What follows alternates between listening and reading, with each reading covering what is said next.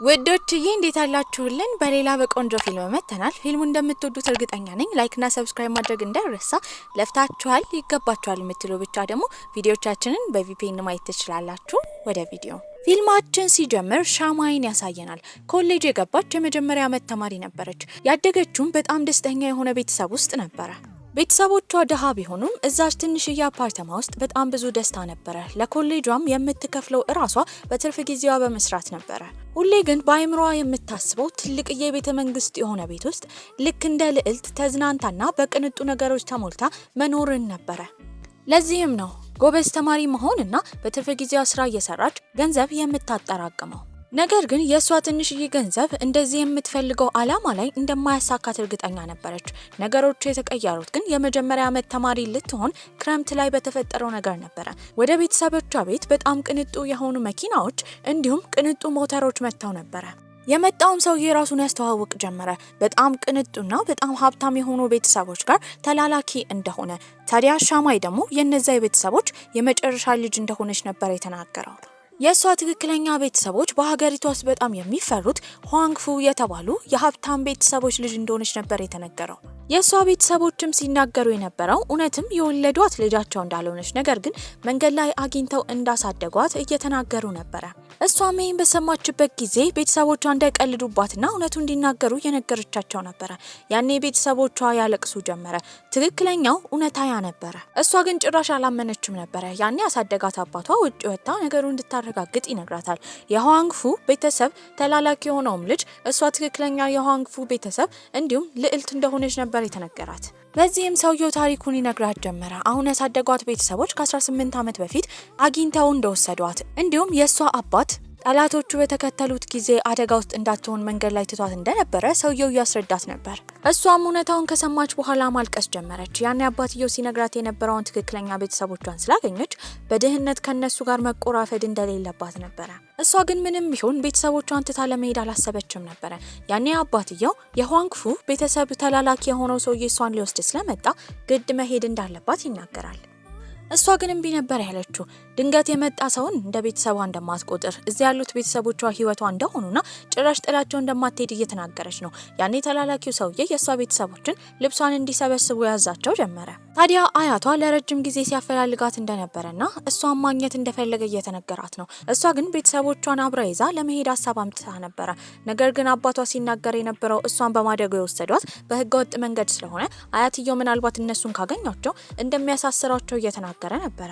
እሷም ይህን ከሰማች በኋላ በማልቀስ ቤተሰቦቿን እንዲተዋቸው እየጠየቀች ነበረ።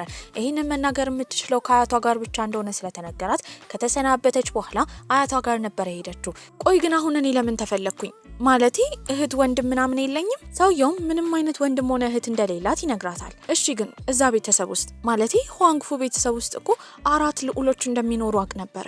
እነሱም የሩቅ ዘመዶች እንደሆኑና የሷ ወንድሞች እንዳልሆኑ ነበር የተነገራት። ታዲያ ወደ ቦታውን በምትደርስበት ጊዜ እጅግ በጣም ቅንጡ ቤተ መንግስት ነበረ። ሁሌ ለመኖር እሷ የምትመኘውን አይነት ቦታ ይመስላል። ቤት ውስጥም እንደገባች ቁርጥ እሷን የምትመስል ሴት ነበር ያየችው። ያቺ ሴት እናቷ ነበረች። አያትየውም እሷን ሲያዩት ፍዝዝ ብለው ነበር የቀሩት። በመጨረሻም እንዳገኟት እያወሩ ነበረ። ታዲያ ቤተሰቦቿን እንኳን ማግኘት አትችልም፣ ምክንያቱም በመኪና አደጋ ሞተው ነበረ። በዚህ ዜናም በጣም ታዝናለች። ታዲያ እሷም ምንም ቢሆን ቤተሰቦቿ በህገወጥ መንገድ ቢያሳድጓትም እነሱ ጋር መሆን ደስታ እንደሚፈጥርባት ትናገራለች። ያኔ አያትየው ቤተሰቦቿ ጉዳት እንዳይደርስባቸው ከፈለገች እሳቸው የሚሉትን ማክበር እንዳለባት እያሳወቋት ነበረ። ታዲያ እሷም እዚህ ብዙ እንደማትቆይ ትናገራለች። እንደዚህ አይነት ህይወት መኖር ከልጅነቷ ጊዜ ጀምሮ የምትመኘው ቢሆንም ከቤተሰቦቿ ጋር ያሳለፈችውን ደስተኛ ህይወት ነበር የምትፈልገው። በሌላ ትዕይንትም 4 ልዑሎች እየታዩ ነበረ። ጂን፣ ካይ፣ ሊን እና ይንግ ይባሉ ነበረ። ታዲያ የሩቅ ዘመዶች ነበሩ። ነገር ግን በሆዋንግፉ ቤተሰብ ውስጥ የሚመራ ስለሌለ ከ4ቱ መካከል አንዱ የቤተሰቡን የዘር ሀረግ አስቀጥሎ መሪ እንደሚሆን በቅርቡ እየተነገራቸው ነበር ያደጉት። እሷም ቤት ውስጥ በነበረችበት ጊዜ ለአባቷ ደውላ ስለ ቤቱ ቅንጡነት እየተናገረች ነው። ክፍሏ ውስጥ ገብታ አልጋ ላይ ተኝታ በነበረበት ጊዜ ግን ሊያወራት የመጣው ጂን የሚባለው ልጅ ነበረ። ጂን ከቀሩት 3ቱ ወንድሞቹ በእድሜ ትልቁ ስለሆነ በቅርቡ የሚወርሰው እሱ እንደሆነ አያትየው ውሳኔ ላይ ደርሰው ነበረ። ጂን ግን እሷን እንዳያት በጣም ተጠራጥሯት ነበረ። በድብቅ ዓላማ ወደዚህ እንደመጣች እየተናገራት ነው። በዚህ ንግግሩ የተናደደችው ሻማይም ትከተለዋለች። ታዲያ ትክክለኛ ሰው የወነጀለ እንዳልሆነ እየተናገረች ነበር። በመቀጠልም የመጡት የሷ ተላላኪዎች ነበሩ። ገላዋን እንድትታጠብ ብዙ አበባ ያስመርጧታል። በመቀጠልም ከ100 በላይ ቢጃሞች እንዳሉና እንድትመርጥ ነበር የተነገራት። እሷም ግራ በመጋባት የመረጠችው ቀለል ያለውን ቢጃማ ነበር። ጠዋትም ከእንቅልፏ ስትነሳ በጣም ቅንጡ የሆነ ቁርስ ነበር የቀረበላት። ነገር ግን ጠዋት ምግብ መብላት አትፈልግም። እሷ የምትፈልገው ቤተሰቦቿ ጋር መሄድ ነበር። ተላላኪውም እንዳገኛት የሰጣት የባንክ ወረቀት ነበር። እዛ ላይም 5 ሚሊዮን የሚያክል ገንዘብ ተቀምጦላት ነበር። በሌላ በተመሳሳይ ሰዓት ደግሞ የሻማይ አያት ቪዲዮ እያዩ ነበር። ሻማይ ስትወለድ ከቤተሰቦቿ ጋር የነበራትን ጊዜ በቪዲዮ ተቀርጾ ነበር። በዚህም በመጨረሻ ከብዙ ፍለጋ በኋላ እሷን ስላገኟት በቻሉት መጠን እንደሚጠብቋት ቃል እየገቡ ነበር። እሷ የተሰጣት 5 ሚሊዮን ብር በጣም ብዙ ቢሆንም ከዛ ይልቅ ግን እሷ የመረጠችው ቤተሰቦቿን ማግኘት ነበር። እቃዋንም ሰብስባ ልውጣ ትል ጀመረ። ይህንን የሰማው ጂን ግን ምናልባት ከቤት ውስጥ እቃ ሰርቃ ሊሆን ስለሚችል ሻንጣዋ እንዲፈተሽ ሀሳብ ያመጣ ጀመረ። እሷም ከንዴቷ የተነሳ ስርዓት ስለሌለው ተሰድበው ጀመረ። በመቀጠልም መኪና ውስጥ ከገባች በኋላ ቤተሰቦቿን ለማግኘት ነበር የሄደችበት ቦታ በጣም ቆንጆ ቤት ነበር። በዚህም አያትየው ለሷ ቤተሰቦች ከዚህ በኋላ እሷን እንዳያገኙ አፍ ማዘጊያ ያ ቤት እንደተሰጣቸው ነበር የሰማችው። ነገር ግን ቤተሰቦቿ ከሷ መራቅ እንደሚፈልጉ ማመን በጣም ከብዷት ነበር። እነሱ ያሉበት የብድር ሁኔታ ከባድ ስለሆነ ግን ሊቀበሉ ግድ ይላቸው ነበር። በዚህም ትንሽ ትረጋጋና መልሳ ከቤተሰቦቿ ጋር ትታረቃለች። እሷ ግን መኖር የምትፈልገው ከነሱ ጋር ነበር። በዚህም ያመጣችው ሀሳብ ለአያትየው ሙሉ ለሙሉ ገንዘቡን እንደምትከፍልና ቀስ ቀስ እያለች ከፍላ ይህን ቤት ወደ እነሱ ስም እንደምታዘዋውር ትናገራለች። አያቷንም በዚህ ነገር ለማማከር በሄደችበት ጊዜ ሌላ ዜና ተዘጋጅቶ ተቀምጦላት ነበር።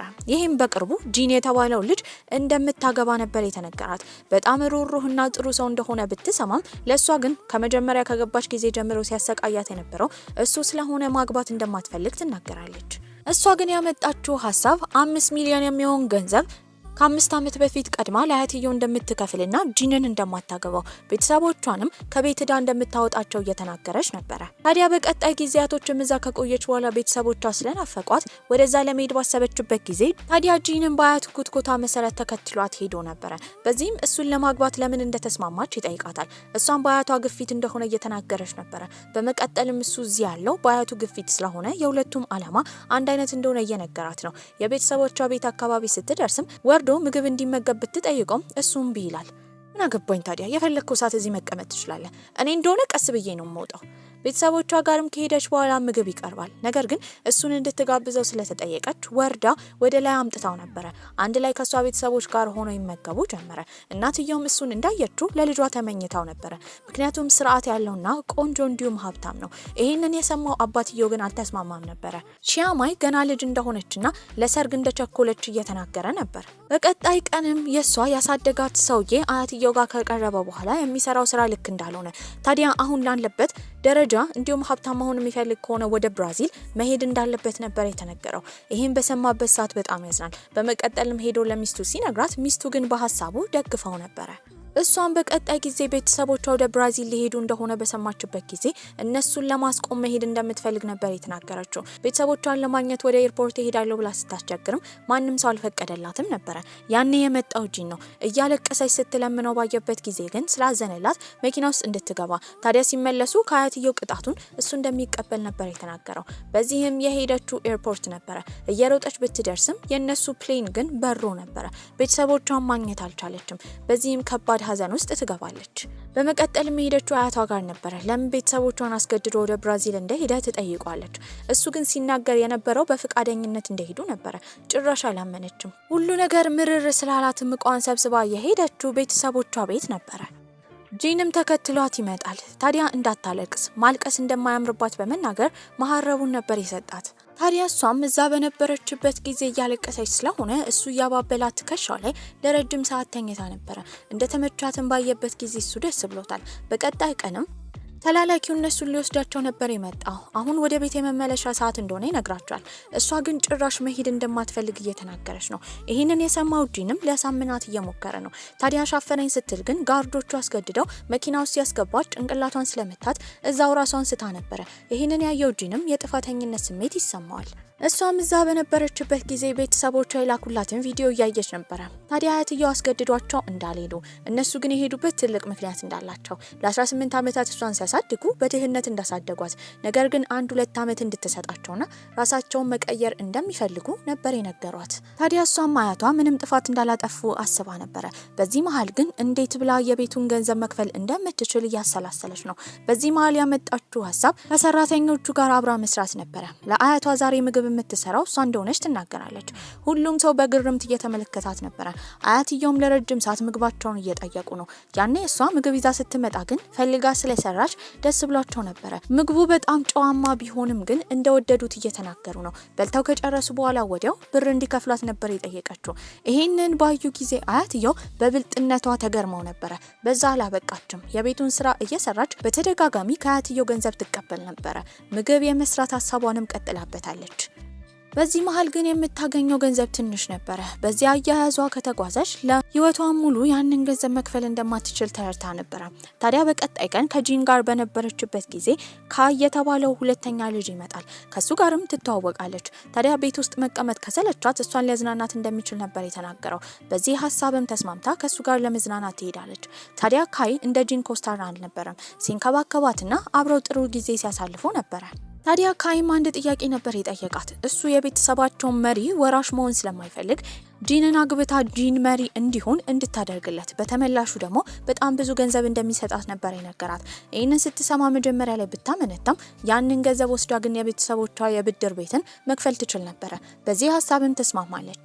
ቀጥታ አያቷ ጋርም ከሄደች በኋላ ገንዘቡን ሙሉ ለሙሉ ነበር የሰጠቻቸው። ከየት እንዳመጣች ስትጠየቅም እንዳልሰረቀች ነገር ግን ያመጣችበትን ምንጭ እንደማትናገር ታሳውቃቸዋለች። በመቀጠልም ጂንን እንደምትወደውና እሱን ማግባት እንደምትፈልግ ነበር የተናገረችው። አያትየው ይህንን ሲሰሙ በጣም ደስ ይላቸዋል። ታዲያ ከቀናት በኋላ ጂን እሷ ጋር መጥቶ በቅርቡ ወደ ኮሌጅ የሚገቡበት ቀን እንደደረሰ ነበር የነገራት። እሷም እሺ ብላ እዛ ትሄዳለች። ታዲያ የሄደችው ከ4 ወንዶች ጋር ቢሆንም እዛ ትልቅ ተቀባይነት ተደርጎላት ነበረ። ከዛ ጨማሪ ብቻዋን እንድትቀመጥ ተደርጓል። ለሷ የሚሰጣት መጽሐፍ ተማሪዎች ከሚማሩበት መጽሐፍ በጣም የተለየ ነበረ።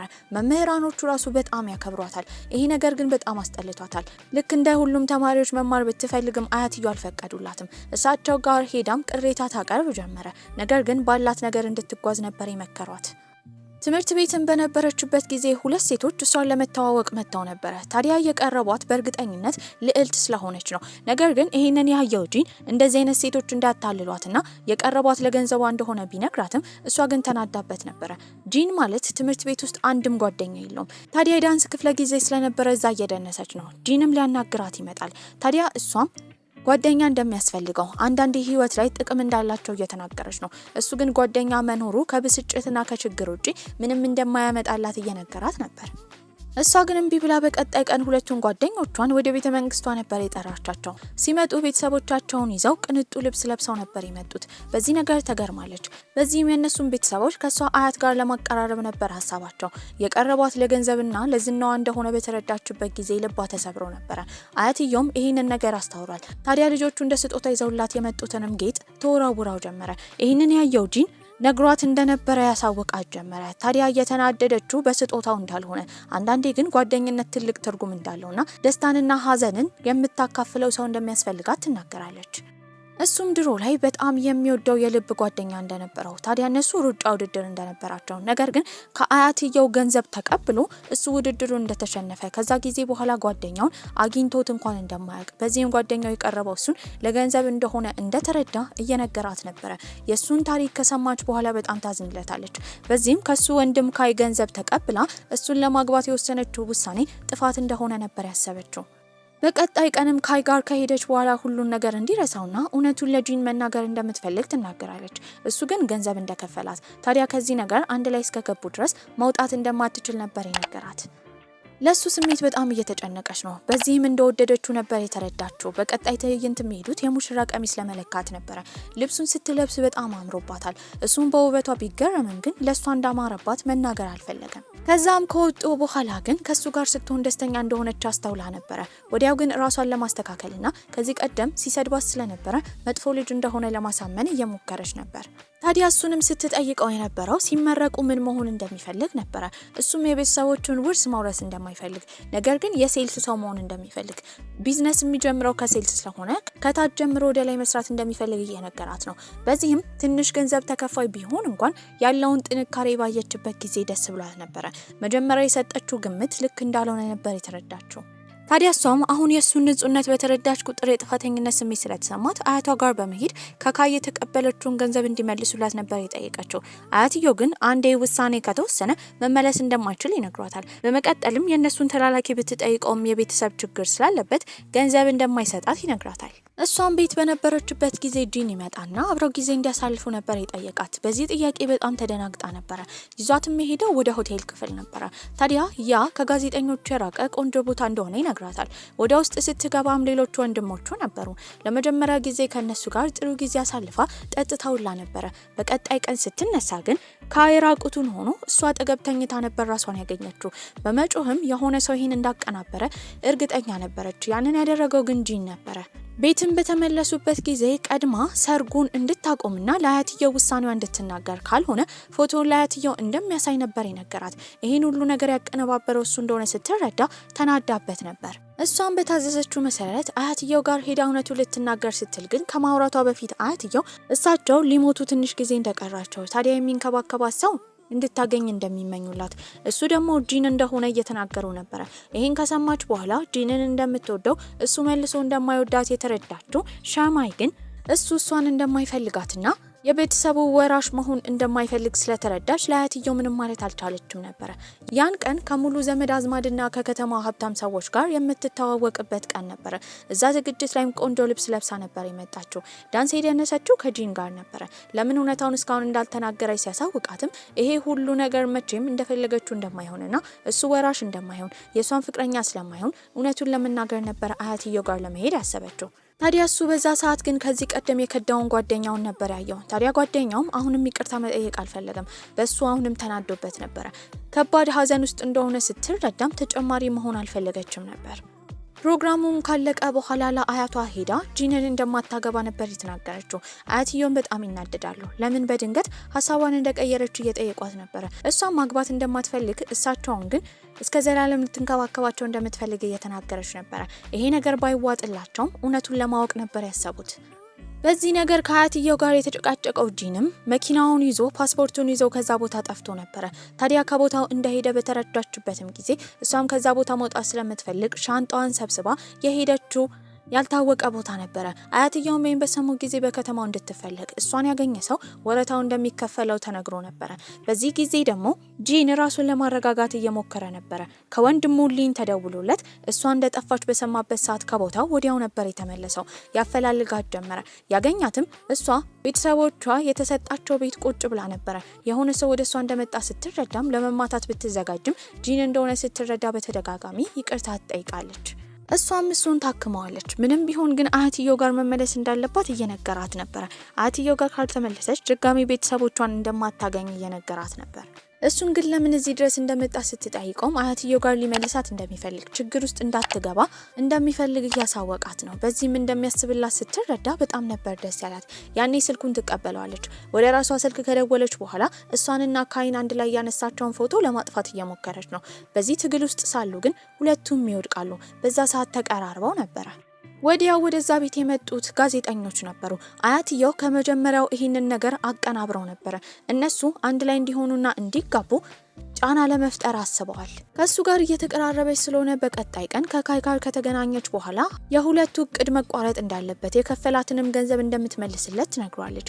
እሱ ግን ስምምነታቸው ስለተደረገ ወደ ኋላ ማለት እንደማይችሉ እየተናገረ ነው። የሁለቱን ወሬ የሰማው ጂንም በጣም ይናደዳል። እውነት እንደዛ እንዳደረገች ይጠይቃታል። እሷም ያንን ያደረገችበት ምክንያት ለአያትየው ገንዘብ ለመክፈል መጀመሪያ ላይ ያሰበችው እቅድ እንደሆነ፣ ታዲያ አሁን ግን ሀሳቧ እንደቀየረች እየተናገረች ነው። ባደረገችው ነገር ግን በጣም ተናዶባታል። ሁለቱ ወንድማማቾች የሚጨቃጨቁ ጀመረ። ካይም በንዴት ጂንን የጠየቀው ይሄ ነገር ለምን እንዳናደደው ነው ወይስ ለሷ ስሜት እንዳለው ይጠይቀዋል። ምንም መልስ አልመለሰለትም። እሱን ለማናገርና ስሜቷን ለመግለጽ የሚያሰበችው ሻማይ ብርታት ስላላገኘች ግን በጣም ፈርታ ነበረ። ታዲያ በሌላ በኩል አያትየውና ካይ ያወሩ እያለ አያትየው ካይ ባደረገው ነገርና በሁለቱ መካከል ጥል እየፈጠረ ስለሆነ ተናዶበት ነበረ። ታዲያ ካይም በሁለቱ መካከል ከገባ እርስ በርስ ፍቅራቸው እንዲበረታ ስለሚያደርግ ሀሳቡ ጥሩ እንደሆነ እየተናገረ ነው። አያትየውም በዚህ ሀሳብ ተስማምተው ነበረ። በዚህም በቀጣይ ቀን አያትየው ያመጡት ሀሳብ ሁሉንም ልጆቻቸውን ከጠሩ በኋላ ከዚህ በኋላ ሻማይና ካይ እንደሚጋቡ ካይ ቀጣይ ወራሽ እንደሚሆን ነበር የተናገሩት። በዚህ መሃል ሁሉም ሰው ግራ የመጋባት ስሜት ውስጥ ቢሆንም ጂን ግን በጣም አዝኖ ነበረ።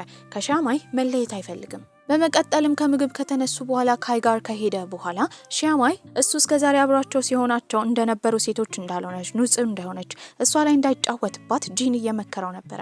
ካይ ደግሞ በቅርቡ ወራሽ መሆኑ ስለማይቀር እንደሚያስብበት ይናገራል። ሁሉ ነገር የመረረውም ጂን የሄደው አያቱ ጋር ነበረ። በዚህም የተናገረው ከዚህ በኋላ እዚህ መቆየት እንደማይፈልግ ወራሽ እንደማይሆንና ከዜሮ ጀምሮ ስኬት ላይ መድረስ እንደሚፈልግ እየተናገረ ነው። ታዲያ አያትየውም ሁለት ምርጫ ይሰጡታል። የመጀመሪያው እዚህ ወራሽ ሆኖ ሻማይን ማግባት ነበረ። ሁለተኛው ደግሞ ወደ ፈለገው ሀገር ማንም ሰው ጫና ሳያደርግበት እንዲሄድ ነበረ። ታዲያ በቀጣይ ቀንም ውሳኔውን ወስኖ እሱ ወደ ሌላ ሀገር ይሄዳል። በዚህ መሃል ግን አያትየው ተመልሶ እንደሚመጣ አስበው ነበረ።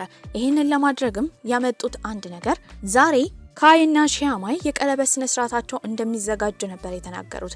እሱም በስልክ ይህንን ነገር በሰማበት ጊዜ ከሷ መራቅ እንደማይችል ነበር የተረዳው። ታዲያ ከብዙ ማመንታት በኋላ ወደ ቤት ለመመለስ ነበር ያሰበው። ወደዛ በሚሄድበት ጊዜ ፕሮግራሙ እየቀጠለ ነበረ።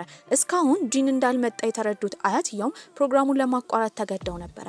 ታዲያ ጂን እዛ በደረሰበት ጊዜ ግን ቦታው ሙሉ ለሙሉ ባዶ ሆኖ ነበረ። የቀለበት ስነ ስርዓቱ እንዳለፈ ነበር የተረዳው። ነገር ግን እሷን እያፈላለጋት እያለ ብቻዋን ያገኛታል። በዚህም ካይን አግብታ መኖር እንደሌለባትና እሱ በጣም እንደሚወዳት ነበር የነገራት። ታዲያ እሷም ካይን እንዳላገባችውና እሱን እንደምትወደው ትነግረዋለች። አያትየው ሳያውቁ በድብቅ አብረው ጊዜ ያሳልፉ ነበረ።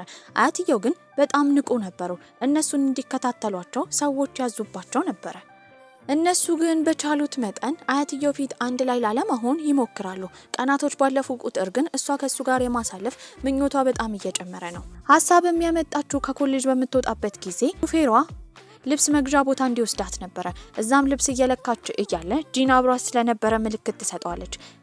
ልብስ መቀየሪያ ክፍል ሁለቱም አንድ ላይ ገብተው ጊዜ እያሳለፉ እያለ ግን የተጠራጠረው ተላላኪው በተደጋጋሚ እየጠራቸው ነበረ። ታዲያ ጂንም ጥብቅ ያለ የሴት ልብስ መርጦ እሱን መለካት እንደሚፈልግ በመናገር ነገሩን ለማስቀየስ እየሞከረ ነበር። ቤት ሲሆኑ በቪዲዮ ኮል ነበር የሚያወሩት። ትምህርት ቤት ራሱ አንድ ላይ እንዳይታዩ አጠገብ ላጠገብ ሆነው ስልክ ያወሩ ነበረ።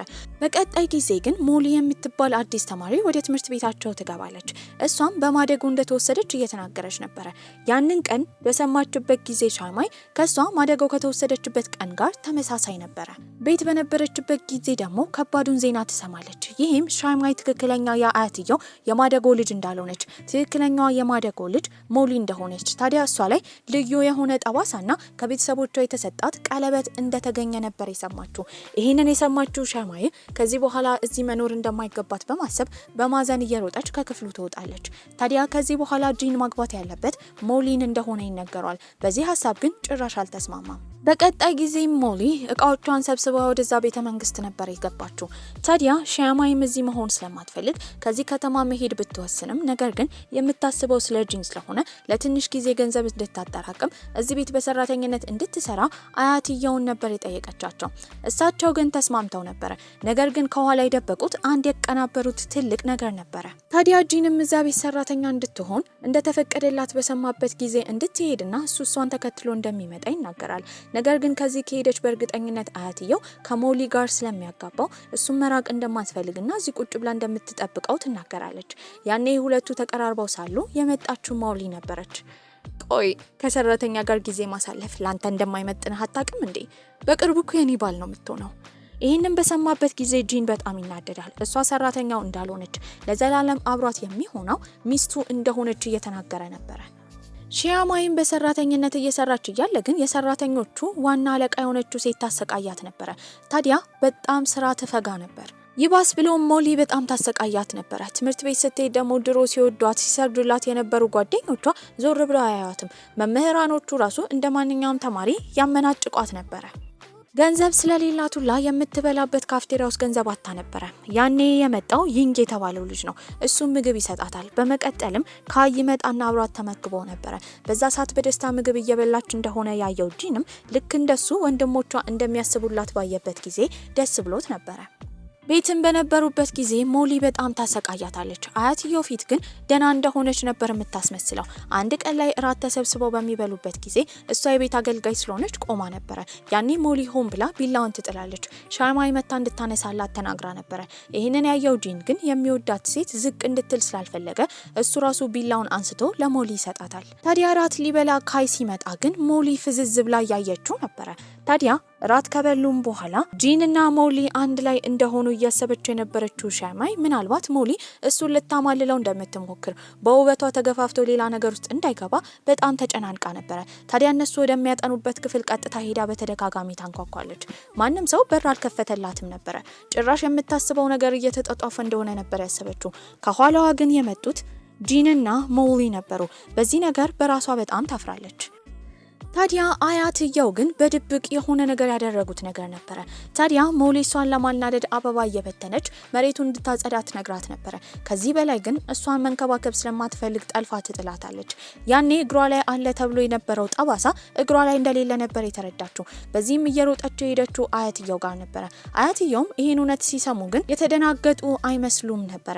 ምክንያቱም ሀብት ምን እንደሆነ እንዲሁም ጂን ለሻማይ ስሜቱን እንዲናገር ሆን ብለው ያቀናበሩት ውሸት ስለሆነ ነበር እሳቸው ምንም ያልመሰላቸው።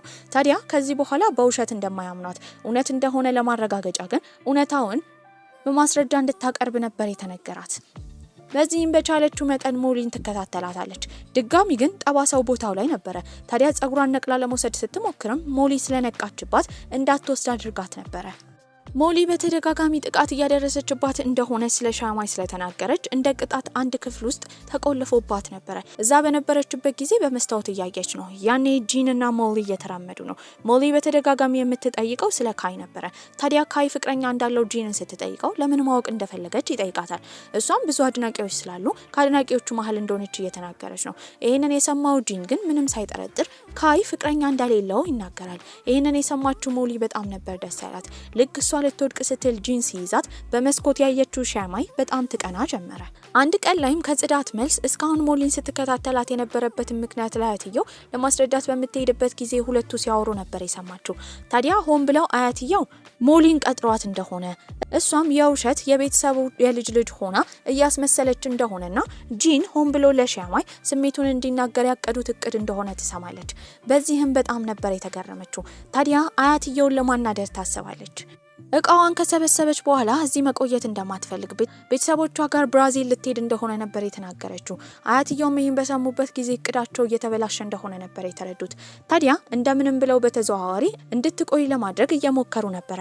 እሷም ጂንን ከዚህ በኋላ እንደማትፈልገው፣ እሱን እንደማታገባው፣ እሷ የምትፈልገው ቤተሰቦቿ ጋር መሄድ እንደሆነ አያትየውን ለማናደድና አያትየው እውነታውን እንዲናገሩ ለማድረግ ውሸት ትደረድር ጀመረ። በዛ ሰዓት ግን ያላስተዋለችው ጂን ከኋላ ቆሞ እንደነበረ ነው። ታዲያ አያትየው በተደጋጋሚ ቢጠይቋትም ጂንን እንደማትፈልግ ትናገራለች። እሱም ይሄን ሲሰማ በጣም አዝኖ ነበረ። ያኔ እውነቱን ለመናገር ተከትላ ለማስረዳት ብትሞክርም አኩርፏት ድምጿን እንኳን መስማት አልፈለገም ነበረ።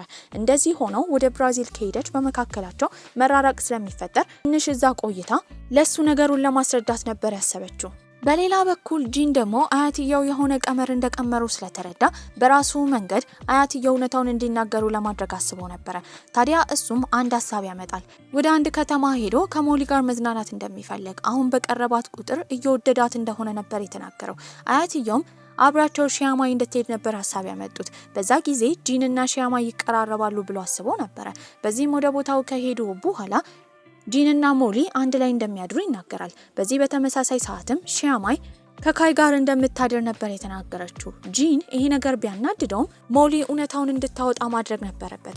አብራት እንደሚያደር ሲናገር እሷ የምትወደው ካይን ስለሆነ ካለችበት መጸዳጃ ቤት ጭራሽ አልወጣም ብላ ታስቸግር ጀመረ።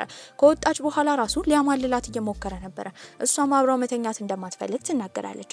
በሌላ በኩል ሻማይም ጂንና ሞሊ አንድ ላይ እንደሚተኙ ባሰበችበት ጊዜ በቅናት ተቃጥላ ሌሊት እነሱን ለማየት ትወጣለች። በተመሳሳይ ሰዓት ሞሊ ካይን ስለምትወደው ሻማይና ካይ አንድ ላይ እንደተኙ ለማረጋገጥ ወጥተው ነበር። ሁለቱ ሴቶች እንደ ድንገት ይጋጫሉ። በሚጮሁበት ጊዜ ሁለቱ ወንዶች ወጥተው ነበር። ሻማይም ሁሉ ነገር ስለሰለቻት አያትየውና ሞሊ ስላቀናበሩት ታሪክ እያወራች ነበር። ይህንን የሰማው ጂን ግን ሊያምናት አልፈለገም። ውሸቷን እንደሆነ ይናገር ጀመረ። በዚህ መሀል እየሰደባት ነበር። ይህንን ያየው ካይም ሻማይን ከዚህ በኋላ መንከባከብ ካልፈለገ እሱ እንደሚንከባከባት በመናገር ወደ ራሱ ክፍል ነበር ይዟት የሄደው። ታዲያ መንገድ ላይ ግን ሞሊ በጣም ትናደድና ሁሉንም እውነታ ትናገራለች። ይህንን ያደረገችው ካይና ሻማይ አንድ ላይ እንዳያድሩ ለማድረግ ነበር። እውነታውን የተረዳው ጂንም ያጠፋው ጥፋት ስለገባው ሻማይን በተደጋጋሚ ይቅርታ ይጠይቃታል። ታዲያ ያኔ ሞሊም ለ10 ዓመታት ካይን እንዳፈቀረችው ታዲያ ድሮ አንድ ላይ ሲጫወቱ እንደነበረ የአያትየው የልብ ጓደኛ የሆነው ሰውዬ የልጅ ልጅ እንደሆነችና እሷም ሀብታም እንደሆነች በመናገር ለካይ ስሜቷን አሳውቀው ነበር። እሱ ግን በድንጋጤ ቀጥታ ከዛ ቦታ የሄደው ወደ ቤቱ ነበር። ታዲያ ሁለቱ ፍቅረኛሞችም አብረው ጊዜ አሳልፈዋል። ሁሉም ወደ ቤተሰቦቻቸው ከተመለሱ በኋላ ጂን ሲናገር የነበረው የቤተሰቡ ወራሽ መሆን እንደማይፈልግ ነገር ግን ከሻማይ ጋር እንደሚሆን ይናገራል። ታዲያ ሞሊም አጋጣሚ ስታገኝ ካይን እንደምትወደው ስለነገረችው ለረጅም ዓመታት እንደዚህ ያፈቀረው ሰው ስለሌለ ለሷ እድል ለመስጠት ነበር ያሰበው። ምንም ቢሆን ግን ካይም ደግሞ የቤተሰቡ ወራሽ መሆን አይፈልግም ነበር። ምንም ማድረግ የማይችሉት አያትየው የቀሩትን ሊንና ይን ግን የቤተሰቡ ወራሽ እንዲሆኑ ማለማመድ ነበረባቸው። ታዲያ ሁለቱ ጥንዶች ከዛ መውጣት እንደሚፈልጉ ይናገራል። ይሄንን የሰሙት አያትየው ንዴት ውስጥ ስለሆኑ ማንኛቸውም ባንክ የማንቀሳቀስ መብታቸውን አግደውባቸው ነበር። በዚህም ሻማይና ጂን ከዜሮ መጀመር ነበረባቸው። እሷ ከዚህ ቀደም ተከራይታ ከቤተሰቦቿ ጋር ስትኖርበት የነበረውን አፓርታማ በትንሽዬ ገንዘብ ይከራያሉ። ታዲያ እነ ካይ በገንዘብ እንዳይረዷቸው የእነሱን ባንክ ተዘግቶባቸው ነበር። ምንም ማድረግ ስለማይችሉ የእሷ የድሮ ጓደኞቿ ትንሽ ገንዘብ ሰጥተዋት እዛ መንቀሳቀስ ጀምረው ነበር። ታዲያ ጂንም በቻለው መጠን የተለያዩ ስራ ቦታዎች ማመልከት ቢሞክርም አያትየው ስለተናደዱ ባላቸው ሰዎችን የማወቅ ችሎታም ለብዙ ሰዎች እሱን እንዳይቀጥሩ ማስጠንቀቂያ ሰጥተው ነበር።